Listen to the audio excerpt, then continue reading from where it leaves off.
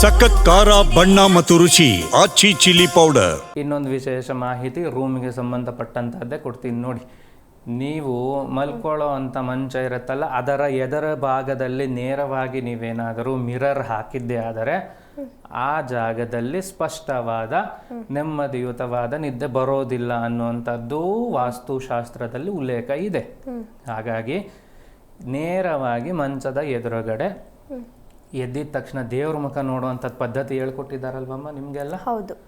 ಎದ್ದಿದ ತಕ್ಷಣ ನಮ್ಮ ಮುಖನೇ ನಾವೇ ನೋಡ್ಕೊಳ್ಳುವಂಥದ್ದು ಅಷ್ಟು ಸೂಕ್ತವಾದ ಕೆಲಸ ಅಲ್ಲ ಅನ್ನುವಂಥದ್ದು ನಮ್ಮ ನಂಬಿಕೆಯಲ್ಲಿ ಬಂದಿರುವಂಥದ್ದು. ಹಾಗಾಗಿ ಇಷ್ಟು ಸೂಕ್ಷ್ಮ ವಿಚಾರಗಳನ್ನು ಮಾಧ್ಯಮದ ಮುಖಾಂತರ ನಾನು ನಿಮಗೆ ತಿಳಿಸ್ತಾ ಇದ್ದೀನಿ. ನಿಮ್ಮ ಮನೆಯ ರೂಮ್ ಒಳಗಡೆ ಆಗಿರುವಂತಹ ಈ ರೀತಿಯ ಕೆಟ್ಟ ಕೆಲಸಗಳನ್ನು ಇವತ್ತೇ ಕಮ್ಮಿ ಮಾಡ್ತಾ ಬನ್ನಿ.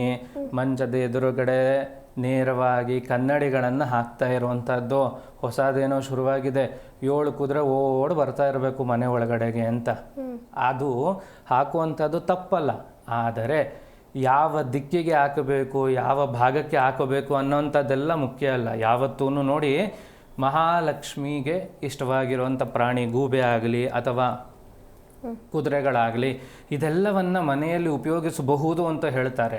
ಆದರೆ ಆ ಕುದುರೆಗಳು ಮನೆಯ ಒಳಗಡೆ ಓಡಿ ಬರ್ತಾ ಇರೋಂಗಿರಬೇಕು. ಮನೆ ಬಾಗ್ಲಲ್ಲಿ ಎದುರುಗಡೆಗೆ ಹಾಕ್ತೀರಿ, ಅದು ಈಚೆ ಹೋಗ್ತಾ ಇರೋಂಗೆ ಭಾಸ ಆಗುತ್ತೆ. ಹೌದಲ್ವಮ್ಮ? 7 ಕುದುರೆ ಹಾಕಿರ್ತಾರೆ, ಅದೆಲ್ಲ ಮನೆಯ ಒಳಗಡೆ ಬರಬೇಕು. ಈ ಥರದ ವಸ್ತುಗಳೆಲ್ಲ ನಿಮಗೆ ಪಾಸಿಟಿವ್ ಎನರ್ಜಿ ತಂದುಕೊಡುತ್ತೆ.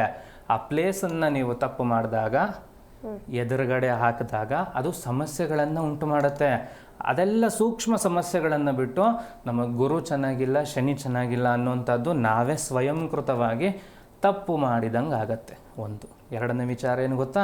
ನಿಮ್ಮ ಮನೇಲಿ ತುಂಬ ಜಾಗ ಇರುತ್ತಪ್ಪ, ಮನೆಯ ದ್ವಾರದ ಒಳಗಡೆನೆ ಯಾಕೆ ದೇವ್ರ ಮನೆ ಮಾಡ್ತಾರಮ್ಮ? ಪಾರ್ಕಿಂಗಲ್ಲಿ ಅಷ್ಟು ಜಾಗ ಬಿಟ್ಟಿರ್ತಾರಲ್ವಾ, ಪಾರ್ಕಿಂಗಲ್ಲಿ ಯಾಕೆ ಮಾಡಲ್ಲ ದೇವ್ರ ಮನೆನ? ಪಾರ್ಕಿಂಗ್ ಅಂದರೆ ಅದು ಪಾರ್ಕಿಂಗ್ ಮಾಡಬೇಕು ಅಲ್ವಾ? ಅದಕ್ಕೆ ಅಂತಾನೆ ಸ್ಥಳವನ್ನು ನಿಗದಿ ಮಾಡಿದಾಗ ಅದು ಅದೇ ಸ್ಥಳದಲ್ಲೇ ಇರಬೇಕು. ರೂಮನ್ನು ದೊಡ್ಡದಾಗಿ ಕಟ್ಟಿಸಿ, ಹಾಲನ್ನು ಚಿಕ್ಕದಾಗಿ ಕಟ್ಟಿಸಿ ಹಾಲಲ್ಲಿ ನಾವು ಮಂಚ ಹಾಕಿ ನಿದ್ದೆ ಮಾಡ್ಬೋದಾ? ಆಗಲ್ಲ ಅಲ್ವಾ?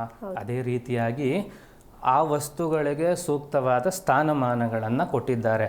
ಈ ವಿಚಾರ ಯಾಕೆ ಮಾತಾಡ್ತಾ ಇದ್ದೀವಿ? ಸೂಕ್ತವಾದ ಸ್ಥಾನಮಾನಗಳು ನಿಮಗೆ ಯಾವ ರೀತಿಯಾದಂತಹ ಪಾಸಿಟಿವ್ ವೈಬ್ರೇಷನ್ಸ್ ಕೊಡುತ್ತೆ ಅನ್ನೋದನ್ನು ಹೇಳ್ಕೊಡ್ತಾ ಇದ್ದೀನಿ. ಪಾರ್ಕಿಂಗಲ್ಲಿ ಯಾರು ದೇವ್ರ ಮನೆ ಮಾಡೋದಿಲ್ಲ ಅಲ್ವಾ? ಅದಕ್ಕೆ ಅಂತಾನೆ ದೇವರಿಗೆ ಅಂತಾನೆ ಒಂದು ಗೂಡಿಟ್ಟಾಗ ಪಾರ್ಕಿಂಗಲ್ಲಿ ಯಾಕೆ ದೇವ್ರ ಫೋಟೋಗಳನ್ನು ಹಾಕ್ತೀರಿ ಅಲ್ವಮ್ಮ? ಹೌದು.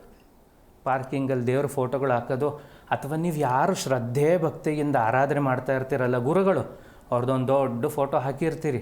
ಪಾರ್ಕಿಂಗಿಗೆ ಬಂದಿದ ತಕ್ಷಣ ಜನ ಏನು ಮಾಡ್ತಾರೆ? ನಿಮ್ಮನೆ ಒಳಗೆ ಬರೋಕ್ಕೆ ಚಪ್ಪಲಿಯಲ್ಲಿ ಬಿಡ್ತಾರೆ. ಹೌದು. ಹೌದಾ ಅಲ್ವಾ? ಅದೆಲ್ಲ ಯಾರು ಚಪ್ಪಲಿ ಬಿಡೋದಿಲ್ಲ ಅಲ್ವಮ್ಮ?